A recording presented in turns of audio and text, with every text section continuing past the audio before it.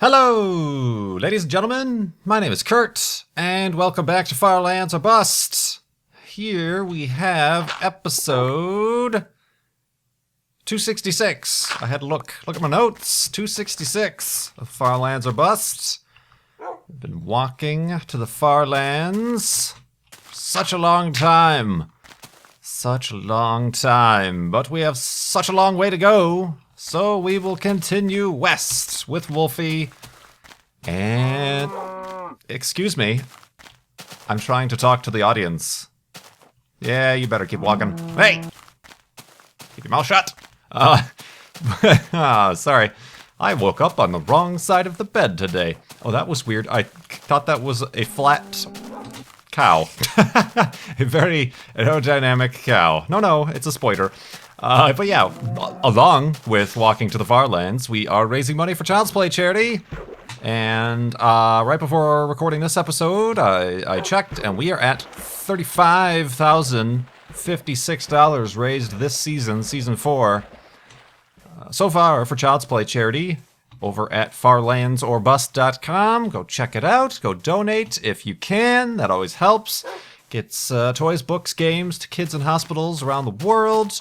That is what Child's Play charity does best. It's what Child's Play charity does. Period. End of thought. So yeah, I do appreciate that, and it always warms my heart. All the messages and the questions that I get with each donation. And I do appreciate you guys supporting Farlands or Bust and supporting Child's Play charity. Speaking of supporting Child's Play charity, I have, and charities in general, have a few topics, shout-outs, if you will, references to other YouTubers, Minecrafters, charitable goings-ons and series and events. First, our friend Brian Lorgon111, the YouTuber with 2 names. I think I'm the only one who says that. Everybody else just calls him Brian or Lorgon111. But regardless, he, with the release of 1.6, started a new season of his main series, Exploration and Tactics with Brian. This is his season 5. He started a new world, and he's doing something cool. Well, he's always been doing something cool, but he's doing something a little bit more different in this one. He's doing it with the no health regeneration, much like we're doing it on the Mindcrack server, temporarily. Oh, this is Buoyant Sand. Buoyant Sand, Buoyant Sand, you are so floaty. Will Wolfie spawn up there? No, he does not appear to. Sorry, I'm going to make this fall, aren't I? Oh, the jitteriness. Oh, such jitteriness. Oh, now it's an actual buoy. a marker for ships to pass through the night. It's interesting. Anyway, west. Which way is west? This way is west. He's doing Exploration and Tactics Season 5. He's doing it with the no health regen, the UHC mode that's built into the game now. He's also doing kind of a collect all the items, complete the monument style, where he's trying to collect all the different blocks and records and things like that, as well as the dragon egg and the withers and beacons and stuff like that. But he's also restricted himself to no sleeping, no passing through the night, and no resetting the spawn point. Among many other little restrictions to make the game a little bit more interesting and the series a little bit more unique for him. But on top of that, he wanted to give himself a penalty. He's not playing in hardcore mode, so if he dies, he can still continue the series. That's a little bit of a difficult thing to play the game and make a successful YouTube series out of. If you're like, if you die, the series is over. So he has, however, wanted to give himself a little bit of an incentive not to die, to stay alive as long as possible, to do the opposite of what Adlington is doing on the Mindcrack server. Everybody's picking on that poor guy. I'm in the same boat. Just wait until you see the upcoming episodes of mine. But if he does die in Exploration and Tactics, his penalty will be a real-world one. He has said he will donate $111 for Lorgon111 to Child's Play charity through farlandsorbust.com. So I'm a little bit conflicted. I want him to have success. He has yet to die. He's in like the 4th or 5th episode. He has yet to die. But I'm a little bit conflicted. Almost want to cheer for the skeletons and the Dinnerbones minions to get some donations on for Child's Play charity, but also I want him to succeed and eventually kill the dragon and the wither without perishing in his Minecraft world. So go check out. I know I give reference to Lorgon 111 many times, but seriously, this time, go subscribe and watch that series by Lorgon 111. He's really stepped up his YouTube game. I've noticed in these episodes he has like theme music for the series, very creative edits and cuts and segues, I guess you could say, little fast forward moments where he's just kind of doing some grindy things. He's purchased a new microphone. I think he's got the same one that a lot of people have, that whatchamadoozit, what's that one called? The blue Yeti? The Yetius. Wolfie! Oh man, this is getting dangerous. You're glitching in the blocks, I think is what that was all about. Yep, it was. He's like, sorry. Be careful, man. Be careful. So yeah, go. Lorgon 111 is his channel URL. Go check out Brian. It's great. Great series, great YouTuber. And now, depending on what side you want to take, you can either want him to perish in his world and thus have to donate to Child's Play charity, or you can root for his survival and further exploration and tactfulness. Tactful? That's a completely different word than tactics. But yeah, cool stuff. And then also, today is Friday, July 5th. Oh yeah, I forgot to give my timestamp. I've been trying to do that with Fire Lands or Bust episodes to keep things relevant to the time that they're recorded. But yeah, July 5th. Happy day after July 4th to you Americans who may have celebrated with some fireworks and cookouts. But July 5th is the beginning of our friend from the Mindcrack server, MC Gamer. He's starting once again Zelda-thon, which is his marathon gaming. They do Zelda, obviously, games. They marathon, and he has his whole, I think it's his apartment or something, his house. He's got a whole setup there with cameras, and he has guests and friends over, and this year Pause is making the trip all the way to MC Gamer's place to be an in-person guest. Pause on Pause will be there in the flesh. So check that out. That starts today, July 5th at 4 p.m. Eastern Time, which is 3 p.m. Central Time, my time. I will try to pop in and out of the live stream. It goes for 5 days, and this year the charity they are supporting is the National Foundation for Transplants, which helps fund getting transplants, obviously, to those who may be in dire need of it.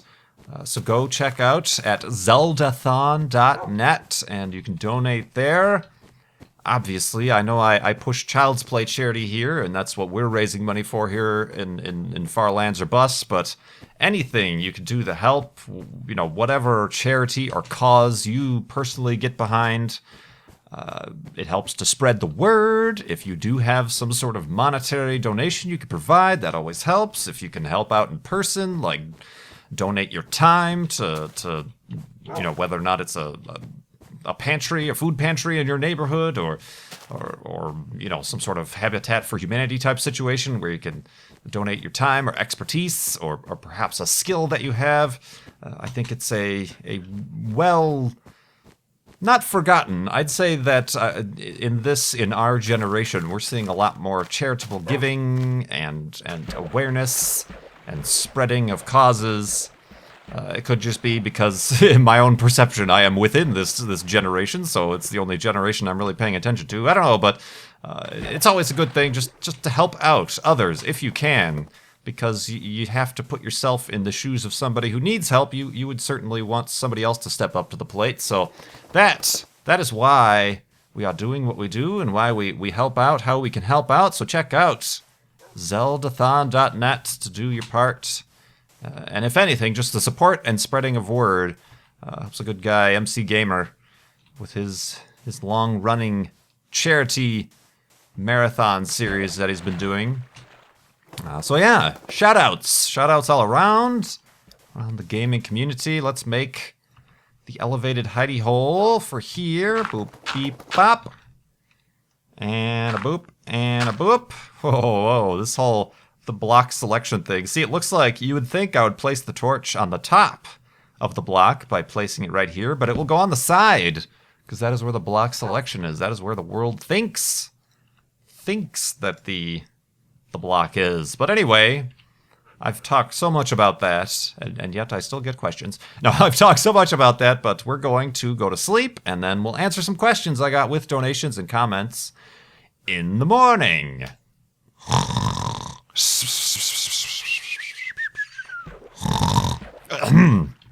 And a wolfy splashness. Indeedness. So let's see. Let me answer. I've been answering a lot. I still have a lot of questions from donators. With your donation at at farlandsofbus.com to Child's Play Charity, you can leave a comment and ask a question that I'll try to get to in an episode here. But I've got some questions from video comments that I keep. This one from OI23 Origin. Does your office have any windows? Yes, it does.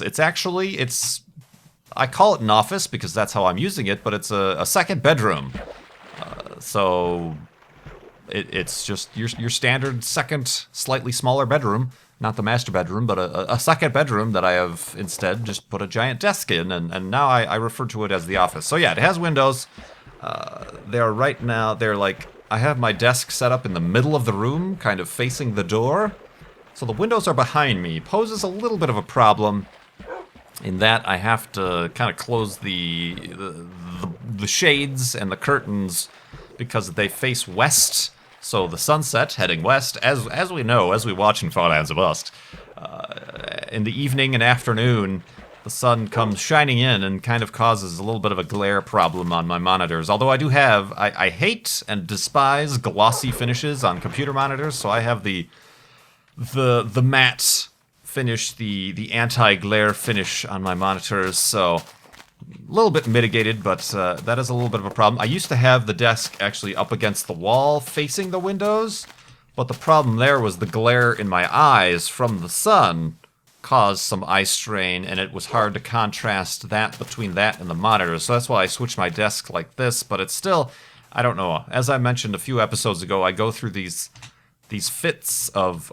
reorganizing and rearranging furniture, so perhaps in the future I will switch the desk back to the corner facing the wall, and we'll see how that goes. I did recently, since then, get some Blackout curtains. Kurtains. It's my name, Kurt. You know, that you can close, and it really makes it pretty much like nighttime in here. So maybe that would help, but I don't know. But yeah, I do have windows, definitely windows. Which, you know, at least I'm not totally a mole person, just sheltered away. Sheltered away in underground, in a bunker, walking to the farlands. So yes, got windows indeed. Another question from Kelly asked, do you keep your coffee beans in the freezer? I don't get coffee beans myself. Oh, hold on. I went off the page. Let's see how many questions I have here in my notepad. Oh, saving level. Excuse me. Do you keep your coffee beans in the freezer? I usually don't get coffee beans myself, but I keep little vacuum-sealed bags of flavored coffee in the freezer to keep them fresh longer. Actually, for what you have, I'm assuming you don't get coffee beans, you get the pre-ground coffee or whatever. Sure, whatever, that's fine. But technically, you're not supposed to put coffee beans in the freezer or the refrigerator. Particularly freshly roasted coffee beans like I get from Intelligentsia. Sponsor! Not really. I just like them. Send me free coffee, please. They come roasted the next day and delivered. Putting them in the freezer, it's highly debatable. People say, yes, it's fine. Other people say, no, it's not.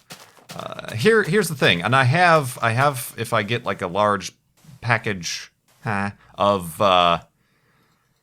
coffee beans and say I know for a fact that I'm not going to be using them within the next 2 weeks when their freshness will expire, You can put coffee beans in the freezer. You first have to, put them in an airtight...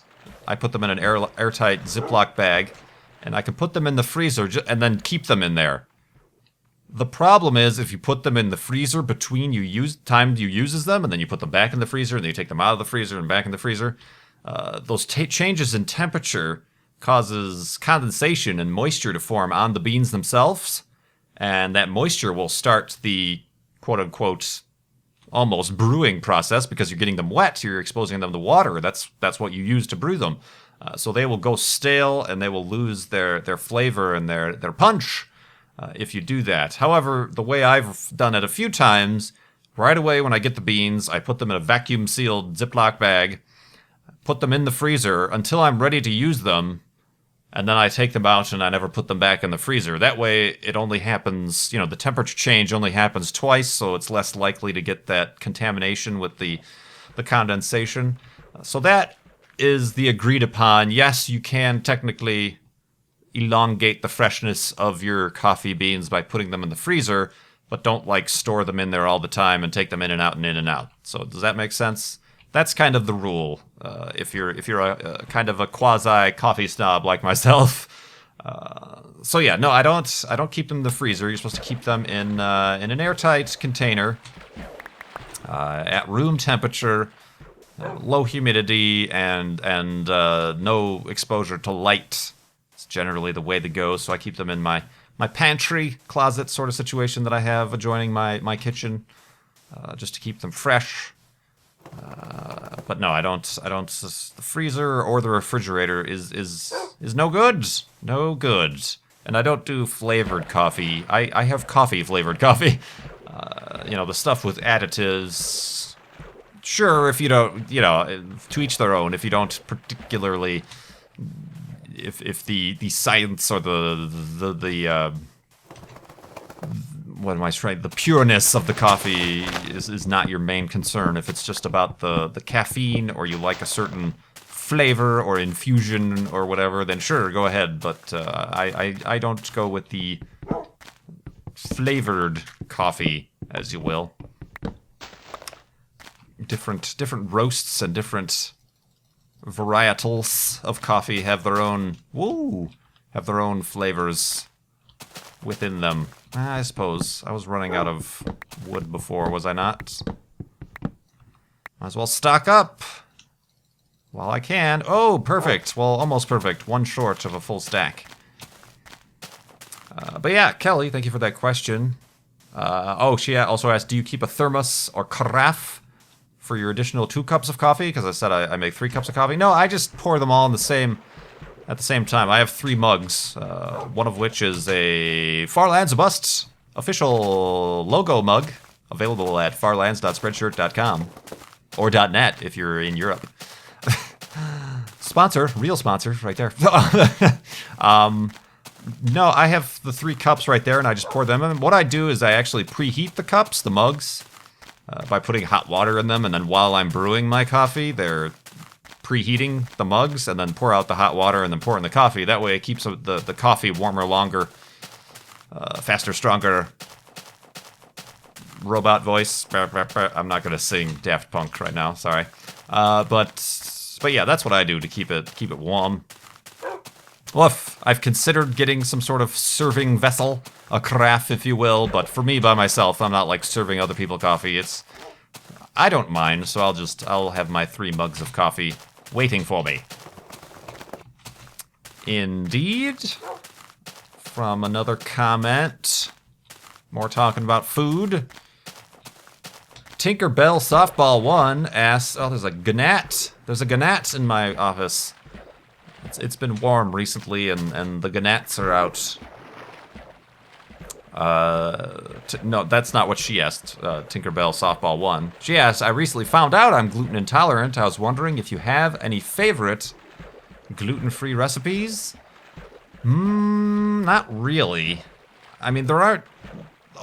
Anything can really, there are normal recipes that can be gluten-free, a lot of, I do, just chicken, seasoned chicken, on the skillet or baked, it's gluten-free because you're not adding any breading or anything to it. I don't think there's really any particularly gluten-free recipe. Generally, as long as you're careful, I like tacos. Tacos are gluten-free. You get the pure corn tortillas, either the crispy or the soft. Make sure they're all 100% corn.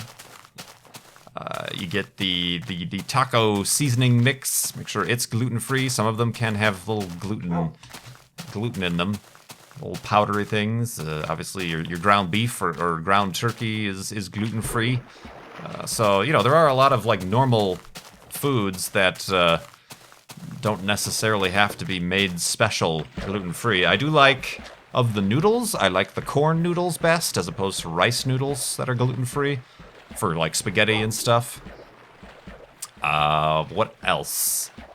What else have I been having? You know, I made there's box mixes of gluten-free things, and I like I just made another batch of gluten-free cornbread.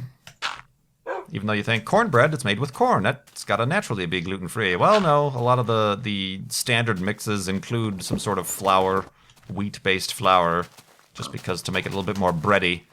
So you got to buy the special gluten-free mix stuff. Pigs are gluten-free. Let's get some pigs in the morning, Wolfie.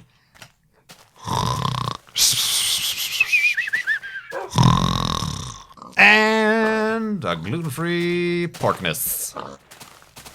Get him, Wolfie. Don't look at me. Look at the pig. He was looking at me the whole time. Whoa.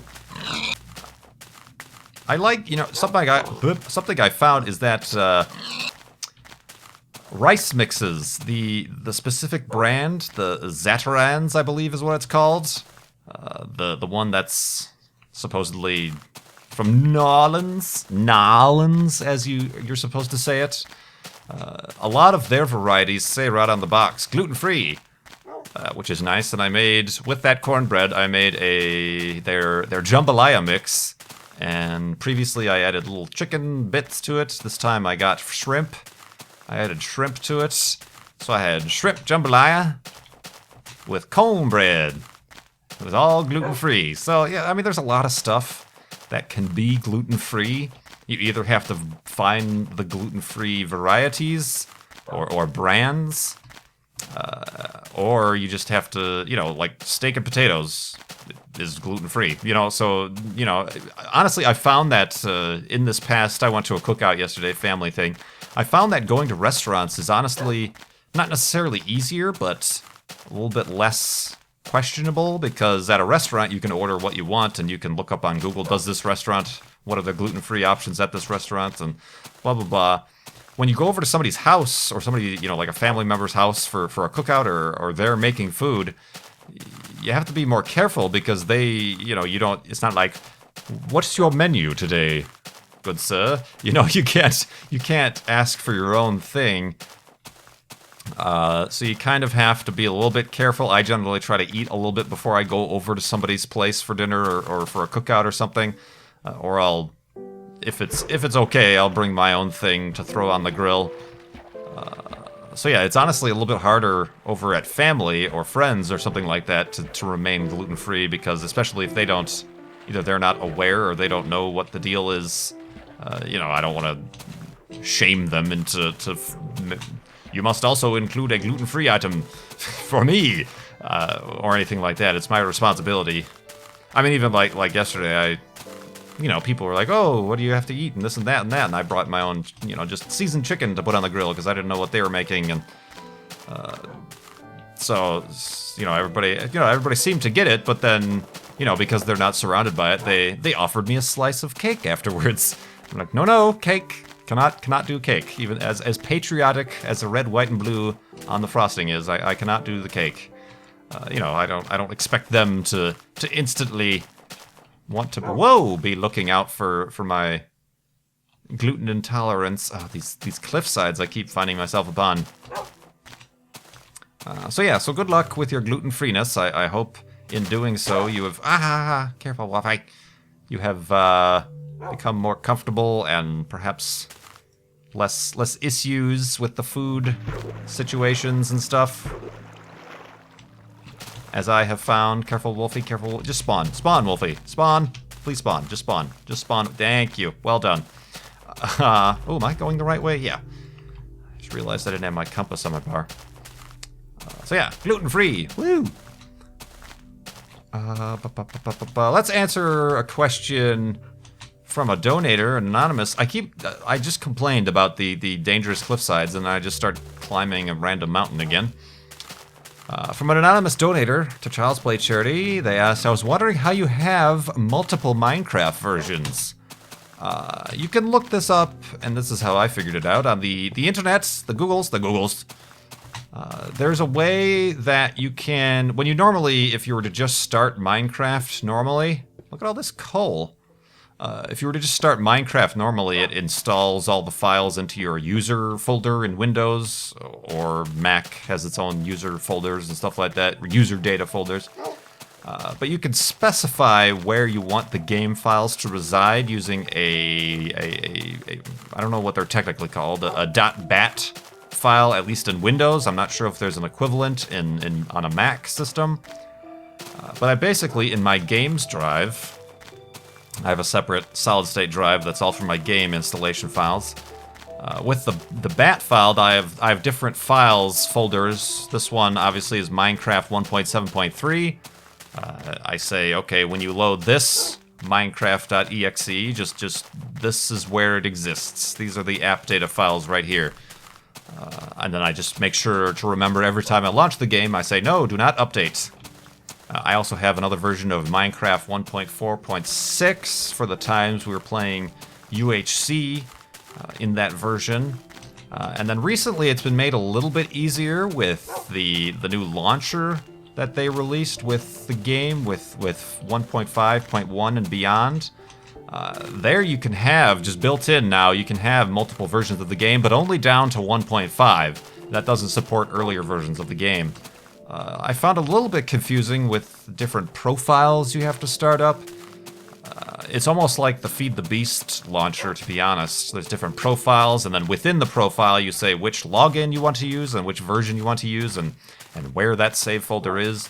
And now you can even within there specify what size you want the window to be, which is really helpful for a Let's Player to specify the aspect ratio and size of your window it will launch in. And also you can, without needing to do it in the bat file, you can specify how much RAM you want to allocate to Java for Minecraft while you're running it and stuff like that. So it's a lot easier with the current versions, but yeah, that's how I have had multiple versions of Minecraft, and I've been keeping Far Lands or Bust in beta 1.7.3 because it's in its own installation. Woof.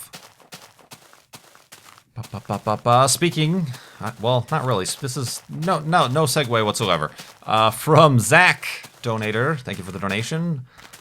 And question: what is the longest hike / tallest mountain / deepest cave you have ever hiked, climbed, spelunked? Spelunk. It's like the sound of a rock going into the water. Spelunk. If you haven't, do you have any aspirations to do such things? The longest hike I've been on would probably be the Grand Canyon. I didn't go all the way to the bottom, but I did about down to the 3-mile marker of the Bright Angel Trail, which is the eastern trail in the main kind of Grand Canyon National Park area. That's all built up with the hotels and stuff. Going all the way down to the river is 1 mile down and 5 miles out. But I did 3 miles out, and I don't know, it was maybe like half a mile down or something like that in terms of the elevation. Maybe less than that, I'm not sure. But yeah, that was the longest. It started early in the morning, hiked from the cabin I was staying at along the rim and then to the trailhead and then down, and it's very steep. They have these trails that zigzag, and it's a very steep trail, and it really works out the ankles. But yeah, I brought a lunch, and then, even though I departed about 8 a.m., I got down to where I said, all right, this is a reasonable place to stop. I don't I don't necessarily have the gear or the preparations to keep going even further. You know, I was about at the halfway point of my water reserves, so they say, okay, you don't want to run out of water and then say, okay, it's time to walk back, because then you're going to be screwed. So yeah, I went down. It was about noon, probably. I actually brought a sandwich. I ate my sandwich, the little kind of a little rest stop area that was there, and then turned around and went back up. Going down, I felt, was harder, more difficult, because you're kind of just trying not to fall. Going up, while it's more difficult, I suppose, on the muscles, it seemed to go a little bit faster, simply because it was, you know, going up is you just, okay, gotta get up. You weren't worried about falling forward and rolling down the mountain, or the canyon. So yeah, that's probably the most strenuous, longest hike I've really been on. I mean, there were a couple in Arizona I've been on that gets really hot. We were out in the open or something like that, but that's it. I've been to the top of Pikes Peak, but that's not a hike. You can hike that. That would be interesting if I could get myself up to doing that. But you know, you can either drive up there or take the train, so that doesn't count. Pikes Peak, which is, what is that? It's tall. It's a very tall mountain in Colorado Springs, Colorado. Probably the most interesting hike I enjoyed was White Sands, because there was no path. White Sands, New Mexico is what it sounds like. It's some gypsum or some sort of white sand deposit that just is an endless desert. It's like the surface of the moon. But there's one trail at the end. You park and get out, and you have to actually sign your check-in time and check-out time to make sure that nobody's like stranded out there at the end of the day, the park rangers. But it's just a series of markers, of flags is the path. And it changes constantly because the sands constantly shift and move with the winds.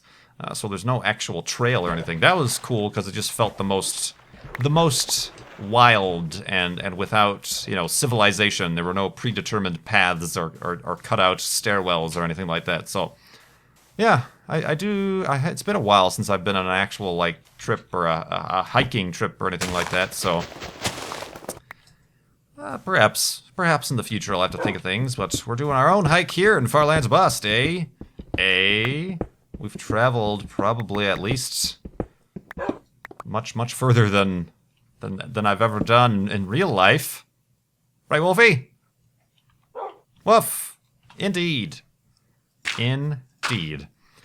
So what I'm going to do is cut out the remainder of this episode. Cut out the remainder of this hidey hole for the end of this episode. Oh, there goes that. Good thing I made another. And remind you guys to keep donating to Child's Play charity at farlandsbust.com. Keep sharing the link with your friends and people who also might be interested in helping out the cause. Also, check out Zeldathon this weekend, zeldathon.net. MC Gamer is raising money for the National Foundation for Transplants. Another great cause, another gamers getting in on the helping people out and things like that. We are a helpful bunch. Oh wait, let's make a boat while I'm here. Indeed, I say. And everybody have a good weekend this weekend. And in Farlands Bust, at least, I will see you again on Monday.